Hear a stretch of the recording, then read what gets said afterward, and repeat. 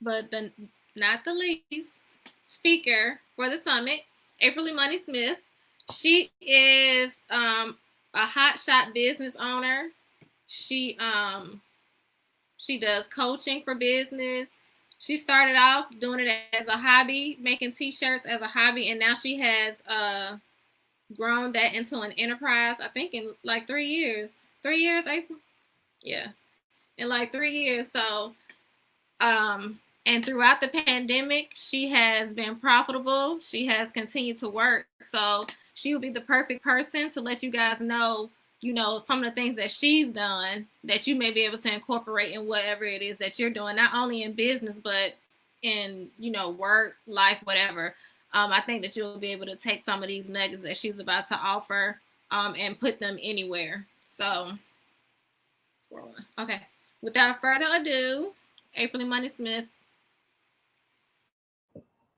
Hi, everyone. First, thank you, Bina, for having me. I am honored to be coming on here and to talk to you guys and just share a little bit about myself. So I do have a PowerPoint slide. Bina's going to share her screen.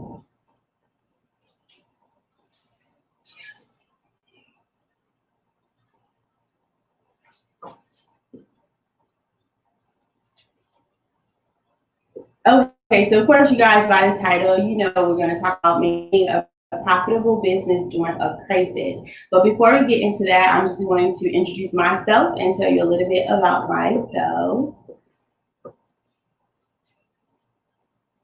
I am the CEO of S.H.E.R.O Creations. We are a service-disabled, veteran-owned small business, a disadvantaged business enterprise. Our main component is custom apparel, but we do contract procurement as well. I'm the founder of Bling Teas and Cocktails.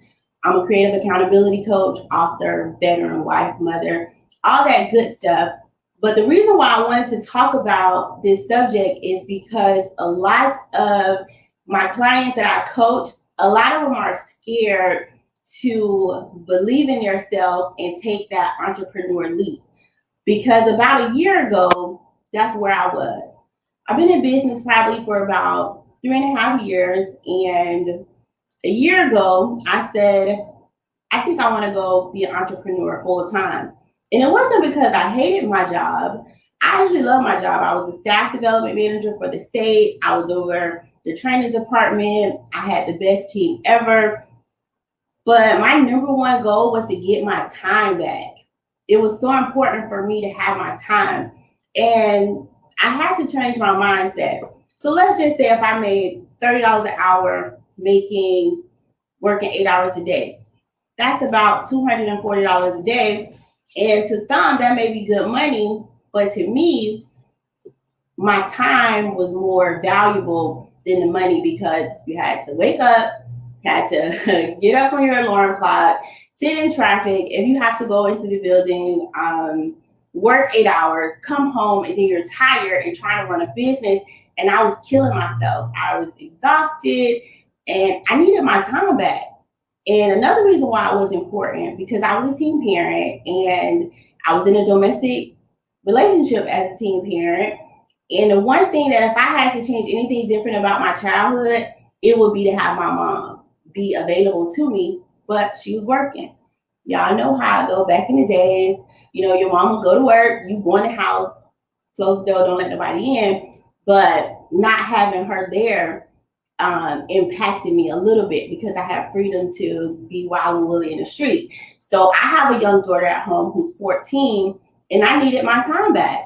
I needed my time back for her, we got 6 kids total, but for my other kids, they're adults.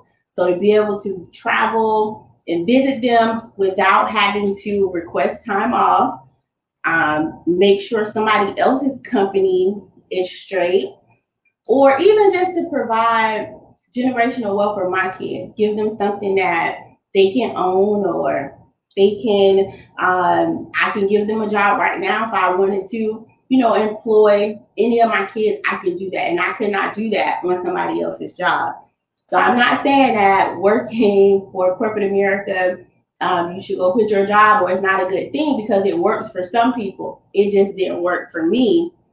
it was so important for me to get my time back. So that's why I wanted to talk about it, because we're programmed to go to school, get your education, work somewhere for 20, 30 years, and then retire. But why I gotta do all that? I want to be able to work now and have the freedom and stuff like that. So I decided I needed a business. I needed streams of income that was going to give me my time back, because my time is more valuable than any dollar amount. But I got bills, so I needed the money to match it.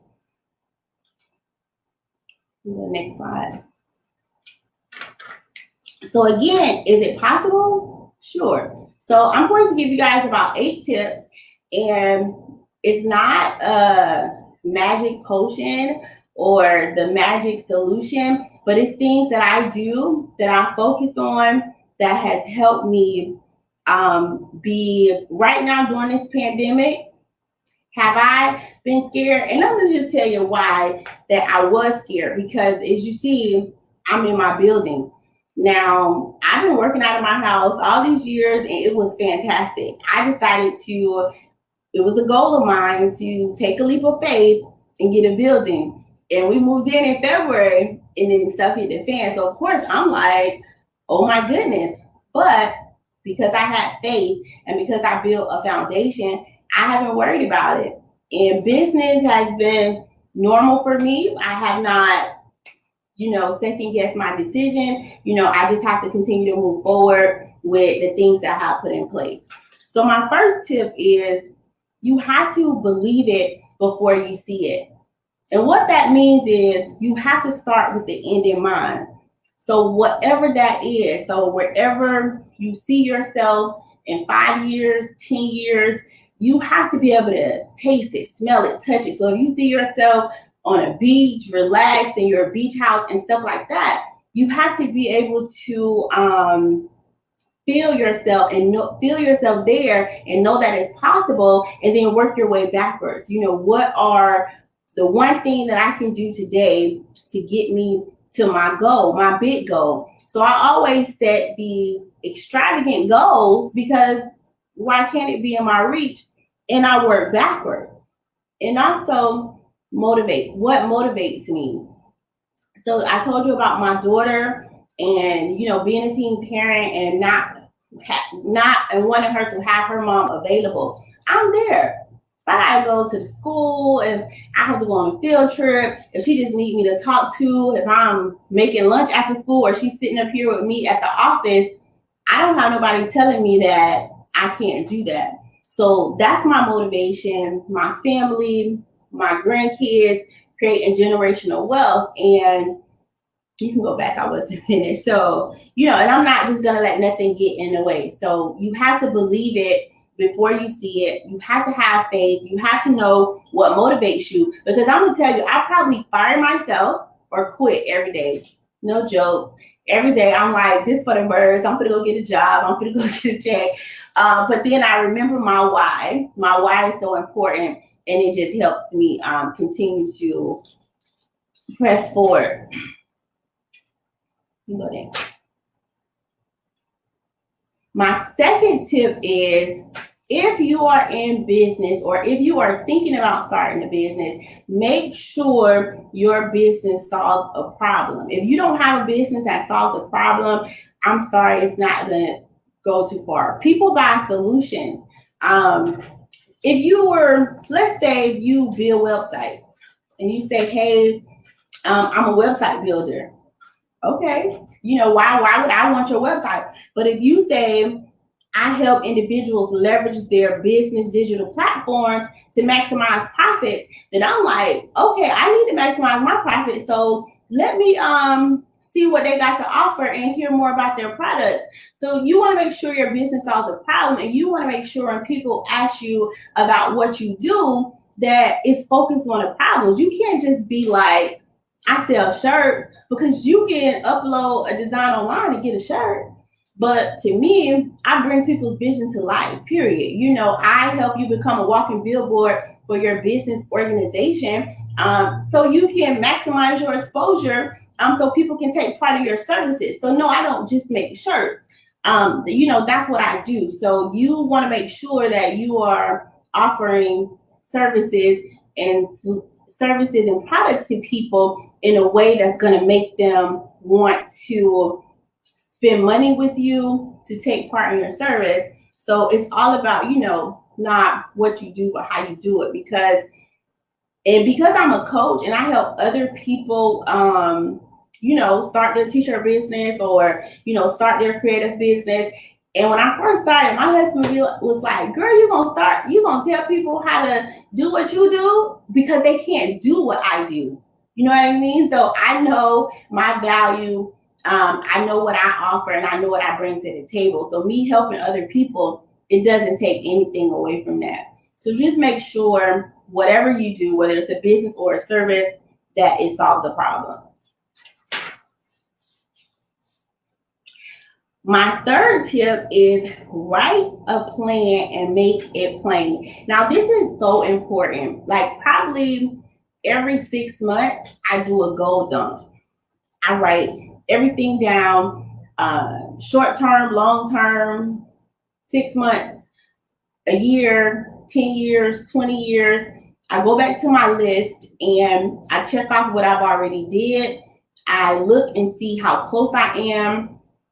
I make vision boards at the beginning of the year. I do a vision board temperature check 6 months into the year. Like, it's so important for you to set goals and write it down. And I don't have it with me, but everywhere I go, I keep this little notebook because, I forget stuff. But if I have a thought, I write it down because I want to see, how it formulates into my goals. And I take those and I formulate it to a plan on how I get there. So I mind map my way there. So if I have this big goal, back to what I said earlier, what is one thing that I can do to achieve that goal? So even if it's waking up at 6 o'clock every morning to start my day, even if it's drinking water so I can be healthy, because if I ain't here, none of the goals is not going to get accomplished. So one of my goals was to hire to get in a building. I'm here. But another thing was to hire a second employee for my apparel side of the business. I needed a me when I'm not there. So what did that take? So I had to think, what is a salary for a full-time person doing what I do? So this is a salary that I have up here, and how can I generate income to be able to get that salary to pay that person? So just things like that. So it's just so important to write it down. And even if things don't go your way, re-strategize. Because if you was going from here to New York and there's a detour or it's bad weather, you don't turn around and come home, the GPS is going to reroute you. So do the same thing with your goals and your vision. Re-strategize, come back to the drawing board, but don't change the goal. Change how you're going to get there. So maybe if you thought it was going to take 6 months, but it's really going to take a year, it's okay. Just keep the course.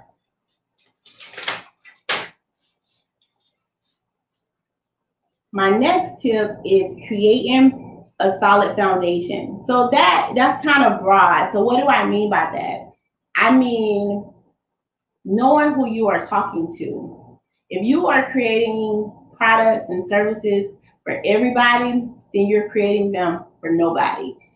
You have to have a specific target audience in mind, and to go deeper, your ideal client. You should be creating products and services with one person in mind, your ideal client. You should know their habits, where they work, how they live, what's their income, what's their demographics, because it helps you be able to create content, create products to be able to market to those people. And it's just like you're talking to that one person, because when you're dealing with customers, no matter if it's a product or a service, you want to be able to take them on a journey, and you want to make them feel like it's all about them. And Joe and Tom and Kim may benefit from you offering this service, but just know that you have that one ideal person in mind when you are creating products and solutions. And if you are one of those type of people that get mad because your family and friends don't support, stop it. Stop it right now, because my family and friends are not going to get me to millionaire status. I appreciate the support, and if they support, they support. But they are not my ideal client. They are not my ideal avatar. And if they do happen to fall in the category, or they do happen to pay for one of my products or services, then I'm excited. Thank you. But for the most part, I'm strategic about things that I create, and I'm strategic about services and products that I offer. And you should be the same way when it comes to creating. So just keep that in mind. And also your pricing and packaging. It's so important to know, are your services or products the Dollar Tree of the market, the Walmart, the Target, the Louis Vuitton store? Where do you fit? You know, what how does your business fit in the industry that you're in? And that's important. So when you get to doing your competitor analysis, I do it quarterly. That's just important to where you know when it comes to pricing and packaging your products.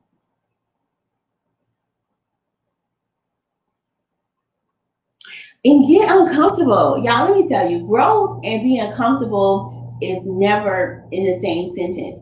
Was it uncomfortable for me to move into a building that now I got all these overhead costs? Absolutely. But I'm staying the course. When I create a course and I put it out there, and is it uncomfortable because I'm like, is this? But yeah, because you know that you put the value in it, and you know that it is quality, go for it. And if it don't work, take that data and regroup. But don't not do it because it's never not going to be perfect. You know, there's no such thing as perfect. I always tell my mentees, if you operate in excellence, then it's okay. You can't wait till it be perfect because it's never going to be perfect. Because what you can do is once you release it to your ideal customer, and then once you get the data back, you can always re-strategize or regroup. You know what? I may have launched this way, but I'm going to tweak this and redo it this way. I launched a course, and I launched it with what was in my head. But once people started taking the course, it gave me feedback to be able to go update things and prepare it so it can be better for the next people that pay for the course. So yeah, don't wait till things get perfect. Just as long as you operate in excellence, not perfection, we operate in excellence.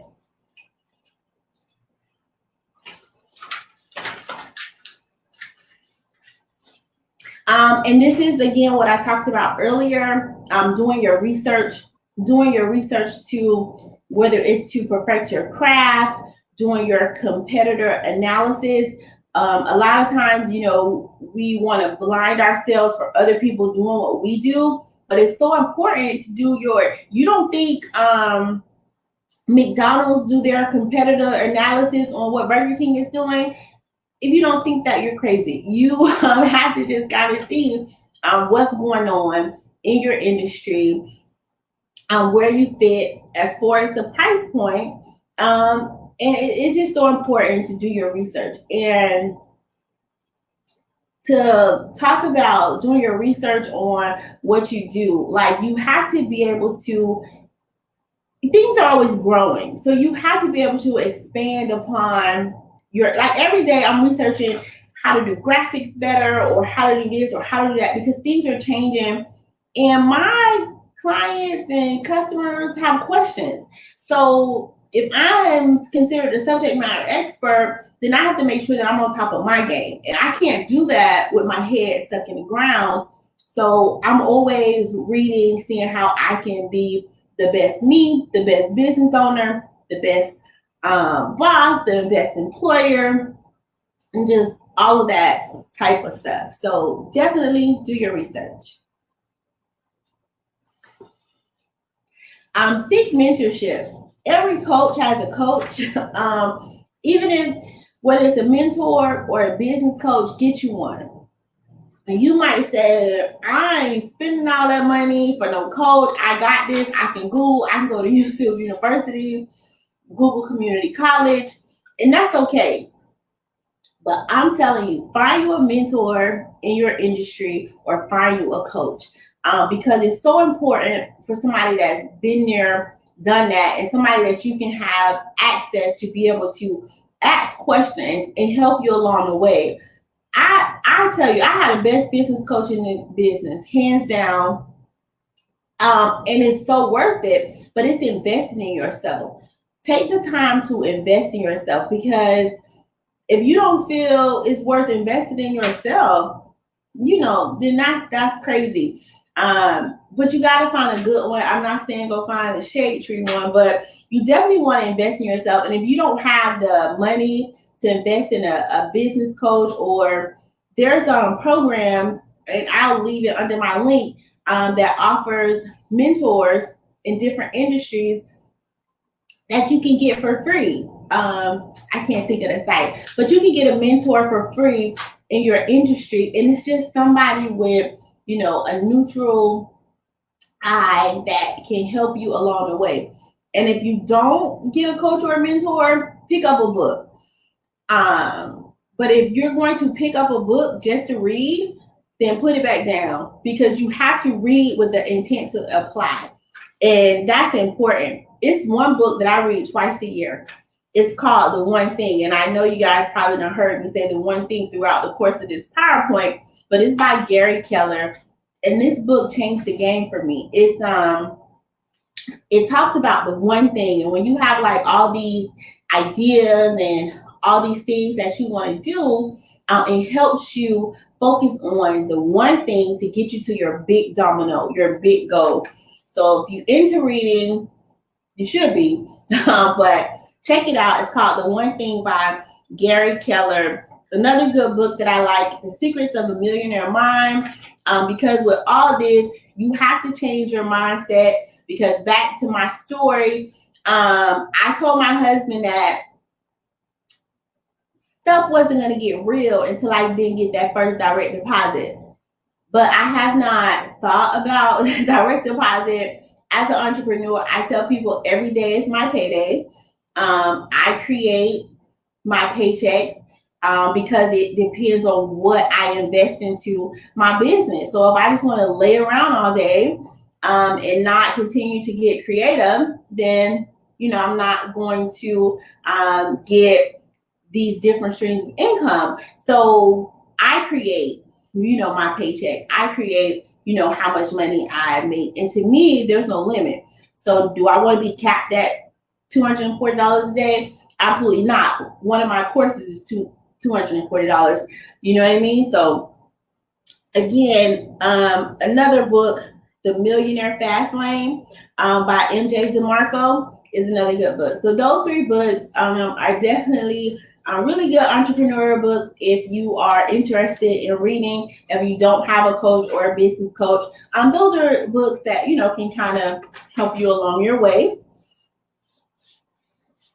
And my last tip, I think it's the last one. Yes, the last one is focus on your customer and the solution you provide and not the dollar amount. And it's important that you make money, but don't let that be the sole reason and you jump on a bandwagon like, I just want to do this because it's a lot of money in it. No, focus on your customer and the solution, and the money will come. And to me, that's so important. My customers, my clients is so important to me, because I can tell you all day long, oh my goodness, I have the best apparel in the world, or my coaching services are second to none. But it's not what you say about your business, it's what they say about your business. So if you have you should have it where, people can leave you reviews, or you can share testimonials, because whenever I'm trying to do business with a company, that's the first place I go. So I just make sure, on my social media, website, Google, or whatever, you can find out about what the people are saying. Not, I can tell you it's good, but just what everybody is saying about your business, that's probably how your business is. So if you focus on the solution you provide, and you focus on operating in excellence and giving the best customer service, then you'll be A-okay. So that's all I have. Do you guys have any questions?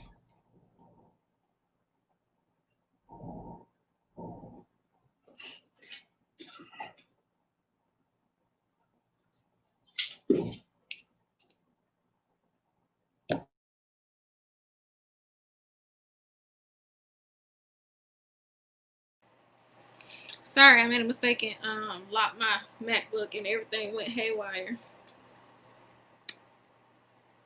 I was trying to write down where I had some stuff to say, and I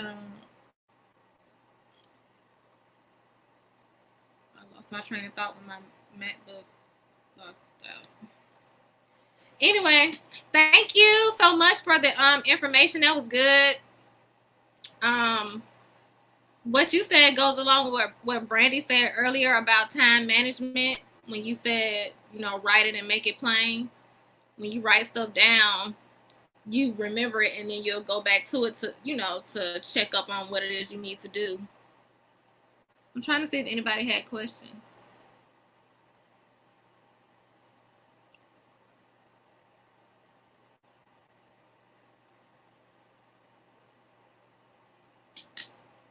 Okay, well, tell people what the service connected disabled veteran designation and what was the other designation? Can you tell them what that is? You're on mute. Yes. So we are let me put it up so I can do. We are a service disabled veteran-owned small business. We have the disadvantaged business enterprise, and just recently we have the, I'll read it to you because I don't know it by heart. We have the small business enterprise, micro business enterprise, and the minority women business enterprise. And these are important certifications. So when you are getting your business paperwork together, those are certifications that you get in order to do business with the government. To be able to, now you can bid on a contract, but the government sets aside so much money to do business with small businesses, women-owned businesses, service-disabled, veteran-owned small businesses, disadvantaged business enterprise, because if they didn't set aside those funds, then the major companies will come in and just take all the contracts. So this allows you to be kind of vetted when you have these certifications. That means you have all your business paperwork. And I'm gonna be honest, you have to have, of course, you have to have your EIN, your DUNS number. You have to be registered with SAMS. And the paperwork process is tedious. And a lot of times, people give up because they don't have the paperwork. They want your taxes, your bank accounts, your profit and loss statements. It's just so much paperwork that they want. And when you're a small business, if you're not operating as a small business and you're operating as a hobby, sometimes you won't have that paperwork. So a lot of people kind of stray away from it. But I just encourage, everybody to apply for those certifications, because there are so many funds that go unused because people don't have the certifications. And you don't necessarily have to, like I said, we have those certifications, but we are allowed to bid on things outside of apparel. So if some government agency needed lawnmowers, we can place a bid for that. So it just depends on what NAIC codes that you put on your paperwork that see if your business can provide those services. And it's not all the time services you provide. And I'm just gonna, for instance, if a government building needed a janitorial service for a year, so I reach out to other companies and see what's their fee, and I add another small fee, and say if I go ahead and submit the bid and we win it, So that janitorial company basically works for S.H.E.R.O Creations, but they are providing the service, and they couldn't necessarily bid on that contract because they don't have the certifications. So you can do business like that as well. So you're saying like if a company didn't have everything together, they could still get that contract through your business. Yeah. So then you would have to also be able to vet the businesses that you contract for the contract. I know we have business owners in the group. Did anybody have any questions?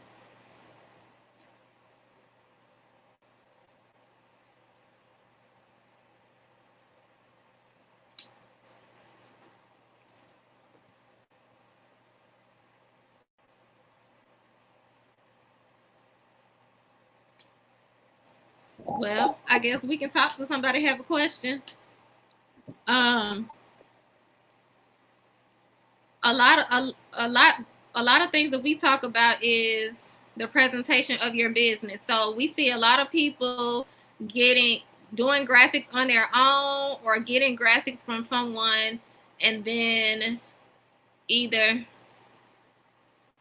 the graphic is okay, but they can't get another version of it, or the graphic looks a mess.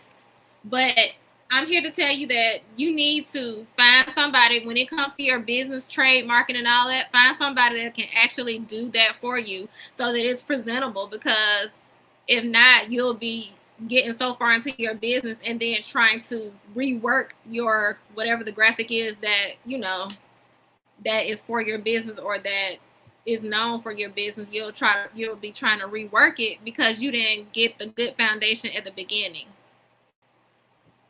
So we see a lot of that. And then somebody said, is there a percentage charge?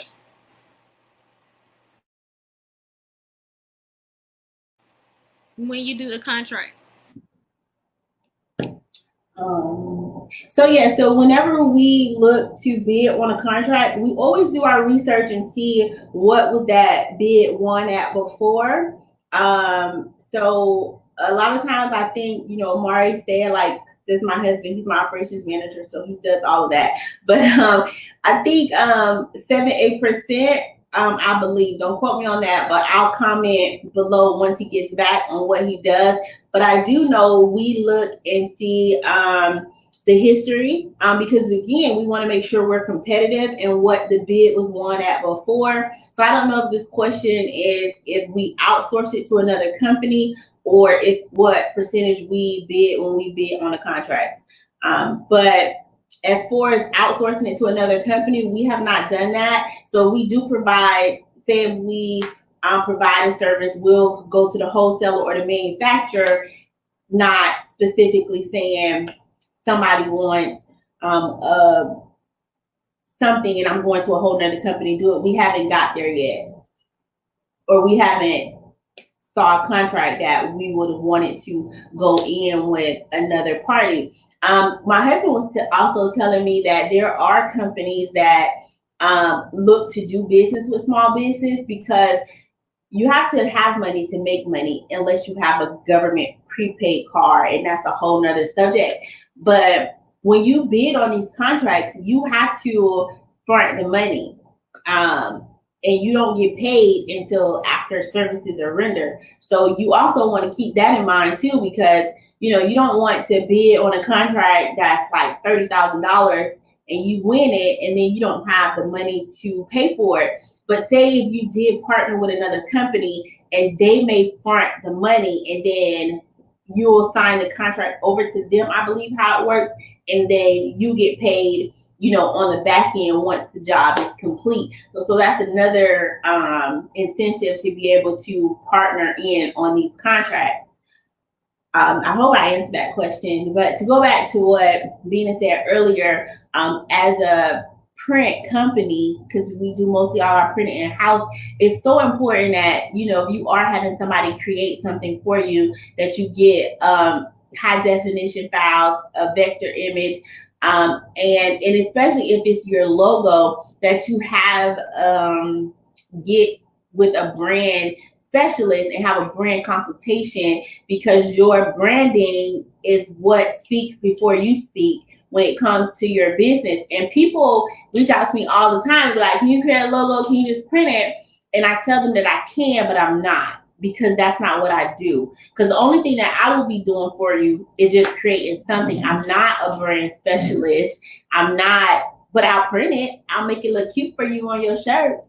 But that's just not what I do. But everybody does not have that integrity, and they create these things for you and give you these poor images, and you go to printers or other thing like that and expect them to make magic, when on the front end that's probably what you should have did. But I definitely encourage you, if you are starting the business, to get with a brand specialist, because you'll have a consultation, you'll get a branding board, they will go over colors and what they mean, and just give you a whole package. So then when you come to somebody like me and I'm like, well, what's your brand colors? You got a branding board, what's your inspiration? And you be like, huh?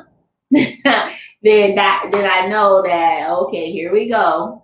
And so to prevent that, and it might be costly, because that's not cheap, because they're doing a lot of research to be able to help you bring your vision to life with your logo. But again, you have to invest in yourself. It takes money to make money, and why not invest in yourself on the front end? And I'm going to be honest, all of this stuff, I didn't know. So I wish, I didn't know from the beginning. As Dina, when I first decided to do S.H.E.R.O Creations, it was like, okay, I'm gonna put this in. She was like, what you think about this and what you think about that?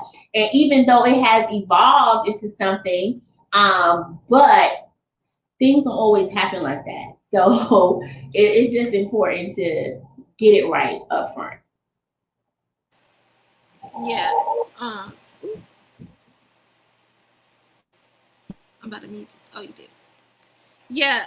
As someone that creates logos and graphics, and I do brand consultations, whoever you go to get your graphics done, they should be scheduling an appointment with you, because how are they going to know what to do when they're creating an image if they have never talked to you before? They don't know what your vision is for your company, what your ideas are, making it plain, getting it out there.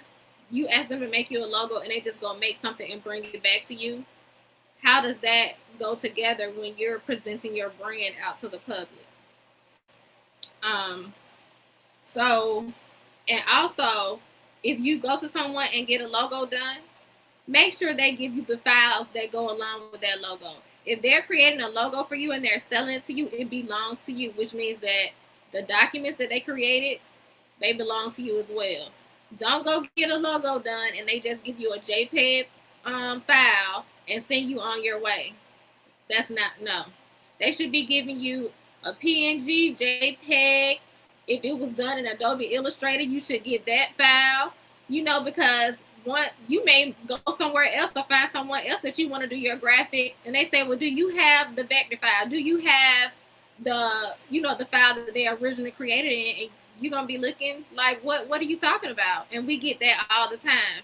People don't understand that. So if at the minimum, they need to give you the PNG high resolution version of your whatever the graphic is. Because when you take it to somebody, it needs to have a transparent background. And if you don't have a transparent background, then that person has to go in and try to clean that up, get that color out or whatever, and make it look presentable. So that's just a little nugget for anyone that's starting a business, have already started a business, and they need to get a logo or any other graphic done to represent their business. Did anyone have any questions for April?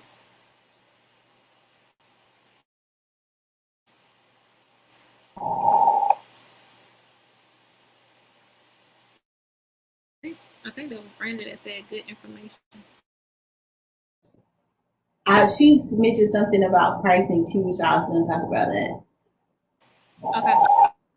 I saw a comment that said you need to get your pricing together, and pricing is so important. And I'm gonna be honest, I struggle with pricing a lot in the beginning, and sometimes I still battle, but I always think about I told you guys my reason for leaving my job was my time. So what is my time worth? And so no matter whether it's a service or a product, you know, your time is so valuable because I think, you know, I could be doing A, B, C, and D. So the time that I'm putting into it, you know, you have to take that into consideration, and that is the quality product. And again, where are you positioning yourself in the market? Do you want to be the Dollar Tree in your industry? Do you want to be the Target, the Walmart, the Louis Vuitton store? You treat people how to treat you. And I'm mentoring my little cousin in his t-shirt business. And I was telling him, because he wanted to start low. If you start low, you can't go up. And I'm not saying you can't offer a sale, but you know, you want to start, because you can always you come down, or you can always create a sale. But if you don't place the value in the beginning, then nobody's going to want to pay, you know, a price for the services that you have. And that's just my little nugget on pricing. I don't want to get too deep because it just depends on what you're doing and what you feel is worth, because, you know, pricing is just you and the materials and the quality. And as long as you operate in excellence, not perfection, but excellence, I say you have to charge accordingly.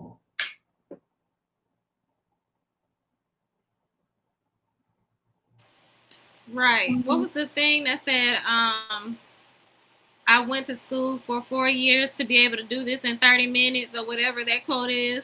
So when you're charging somebody for something, you're charging them for your expertise.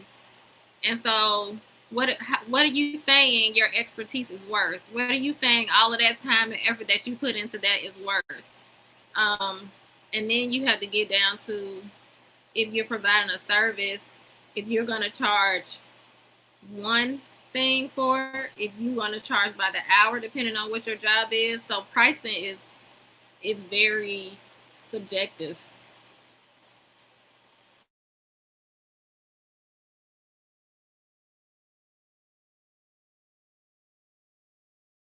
And that's important to keep your ideal customer in mind, because remember, you're creating products and services for that ideal customer. So you know what's your ideal customer, or you should know what's their salary, their spending habits, and that's going to help determine your pricing too. So knowing who you're talking to is so important. Your customer avatar, your ideal customer, you just want to make sure that you are creating products and services for that person, for that target audience, for that customer avatar, like customer persona, whatever, however you heard it, whatever you want to call it, you want to create the products for them. And then not only that, you know, my business coach, she says this thing about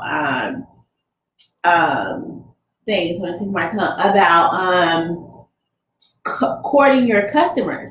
So if you court your customers accordingly, a lot of times it don't matter what you price it at, they're gonna buy it. And when I say courting your customers, it's like going on a date. So, and when she said this, it was like, oh my God. And once I started doing this, it changed the game as far as, you know, my products and pricing and services. So if somebody asks you for your number, you're not gonna go sleep with them, right? So same thing with your customers. So if you're just now meeting a customer, you don't want them to buy, you know, you want them to buy your top dollar, but they don't know you, like you, trust you. They don't have anything about you. So why should they pay for your top dollar pricing? But if you take them on this journey, maybe you give them a freebie, maybe you give them an intro product, maybe you give them, maybe you have a signature product for them, and then your premium product. So if you take them on their journey, and I'm gonna be honest, like for my cricket boot camp, I have this thing called cricket boot camp for one of my courses, but you know, I offer them freebies, and then after a freebie, you know, an intro product, and then I have a free group, and then now they pay for my course, and then now that the course is done, they're like, what's next? So now, you know, I'm having a membership program. So people want to pay you, so they're waiting for the next product, but you're taking them on a journey. You're not just out of the gate saying, pay for my course is $697. And they're like, what? I don't even know you. You know, like why would I want to pay for a course at $697? So what type of customer experience are you providing? And if you are providing a customer experience where they know the value is there, not just because you said it's there and they like, oh my, I got this freebie. So I can imagine if she give me this freebie with A, B, C, and D, that the paid product is going to have a ton of products. So make sure that you take your customers on a journey and what that journey looks like. And that will also help you with your pricing. But if you don't know who you're talking to, you won't be able to do that. Yeah, and that journey, if you go to someone, they may call it a funnel, but that's exactly what it is. So you know, you're scrolling your Facebook page and somebody pops up, get my free da da da. You're like, oh, cool. I need that information. You click on it, you get them that information to get that freebie. When you do that, then it goes to another page that says, but wait, there's more. And then they give you this whole big thing about something else. And you're like, oh, dang. So you go in there and it's some more good information. But wait, there's more. And that's how you bring in your premium services. And like she said, courting is basically a funnel, and the funnel is to get to your main premium course, but you want to take them on this journey because you can't take them that fast. Like she said, you can't just jump in and say this is $697. This is $1,000 program, and they know nothing about you. They don't even know if you know what you're talking about in this $1,000 program. They don't know if that information will be worthwhile. So you take them on this courting journey where you, like she said, a freebie. Then you give them something else, maybe an ebook for $5. You know what I'm saying? Like, you take them on that journey, and by the time you get to your premium product, they are connected to you. They know that you're putting out good stuff, so they're very eager to go on further with whatever it is that you have. That is facts, and it's not services; it's products too. Because if you say, join my email list to get 10% off your first order.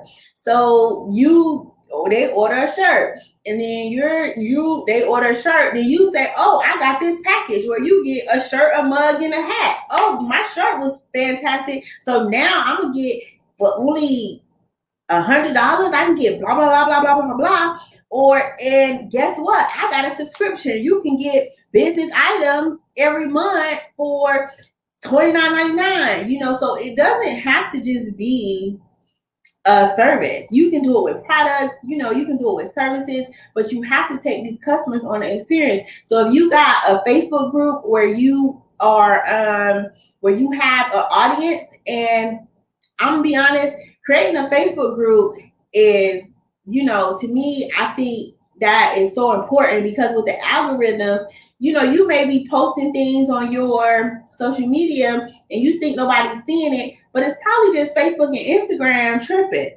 So if you have a Facebook group, you have a specific audience for your niche, for your industry, that you can court these people the right way. Your Facebook group is already the intro product, it's already their freebie. So they're already knowing that because they're in this, I'm getting this for free. So when you say, I got this paid group where I'm offering these services, that's the first people that you should beta test or do a trial on it, because they are there for you. If somebody joined your group, they are there for you. So if you do have a business and you do deem yourself the subject matter expert in your industry, then create a group for your avatars so they can even solidify that she do know what she's talking about. I'm in this free group. So if you don't utilize the things that you have available on hand to be able to maximize your exposure for the products and services that you're offering. Right. So, like, a lot of people don't like to give out their email address, but they're already on Facebook. So you create a group, they're more liable to join your Facebook group than they are to just hop on and give you their email address. So it's always, you know, different ways that you can court them on to wherever it is you want to go. And I just want to talk about a niche. Like, a lot of people come out, and I wish I had this information when I first came out. that if you're trying to sell to everybody, then you're selling to nobody. A lot of people get scared to have a niche because they're like, what if there's nobody there? But there's a niche for everything, and there's a person for every niche. There is a person. And you have to be okay with that. The people that aren't buying it are not your people. They are not your people. Like she was talking about earlier with your dream client or your dream person or whatever. That's who you're talking to. If somebody else hop on board, yes, that's a plus. But you need to have a focus. And also when you come out with something, don't come out and do like I did, trying to have a grand big old store with clothes, shoes, accessories, all this other kind of stuff. Do one thing first, get that together, like she said, in excellence, and then you can add to it as you grow and grow and grow. But the main thing is that whatever it is that you do, not only do you have to court your customer, but you really need to court yourself on through the process. So that's all I had to add to that part. I don't have anything else. I talk business all day. It's what I like. I don't have anything else. This was awesome. Again, I appreciate you having me, and that I was requested to come on here and share. I only know what I know, and I just try to continue to be the best me. And I have my good days, and but it has been working, even more so during this pandemic. So don't be afraid to find your solution and put a price on it. Right. Thank you so much for coming. This was good. I know Brandy's coming. She said she's excited. We got her excited. Now we got you hyped. That's all I wanted to do, is get somebody hype about their business, get them hype about something that they want to do. And don't think that if it's something that you're good at, don't think that there's no one out there that would buy it from you. Don't ever think that. It's always somebody that's too lazy, and I don't mean to bash nobody, to do it themselves. That's why people buy jewelry. That's why people buy t-shirts. That's why people do this and that, because they could take the time to learn it, but they don't want to. So they are glad to pay somebody to do it for them. And this is the last of the summit. I'm gonna be sad now, but this was good. Like I said, I wanted to just be a conversation. Not too formal, just us in here talking and giving out the information to hopefully get somebody to be successful, bring them out of a rut, and just have a good networking and bonding time with our sisters. So that's the end of that. Again, thank you, April, for coming in and spilling all that good knowledge. Thank you to all of our speakers. Yeah, I hope my mind don't go blank. It did. Brenda Harvin, Alicia Brown, April Imani Smith, Phoenix J. Who am I missing? Brandy Davidson, and who am I missing? I'm missing somebody. Oh, Shonda Taylor. Thank you, Brenda. Shonda Taylor. Yes, everybody gave out great information. Like, these broadcasts will stay in the group. The group will stay open for about 30 days, and then I'm going to archive it.